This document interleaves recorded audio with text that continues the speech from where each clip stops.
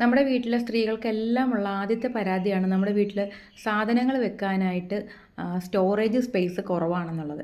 എപ്പോഴും നമ്മൾ ആലോചിച്ച് വിഷമിക്കുന്ന ഒരു കാര്യമാണ്. അതിനൊരു പരിഹാരമാണ് ഞാൻ ഈ കാണിച്ചു തരുന്നത്. ഇതൊരു ബെഡ് സ്പേസ് ഏരിയ ആണ്. അതായത് ഒരു കട്ടിലാണ് സംഭവം.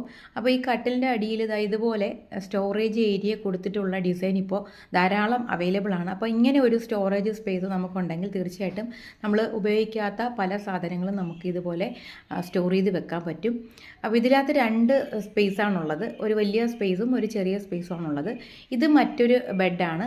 ഈ ബെഡിൻ്റെ പ്രത്യേകത, ഇവിടെ 6 ചെറിയ ചെറിയ നമ്മുടെ ഹോൾഡിംഗ് സ്പേസാണ് കൊടുത്തിരിക്കുന്നത്.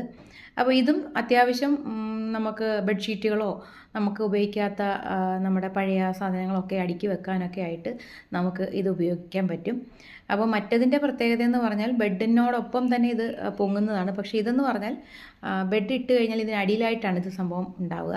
അപ്പോൾ എന്തായാലും നിങ്ങളുടെ ഐഡിയ അനുസരിച്ച് നിങ്ങളുടെ ബെഡ് കളക്ട് ചെയ്യുക.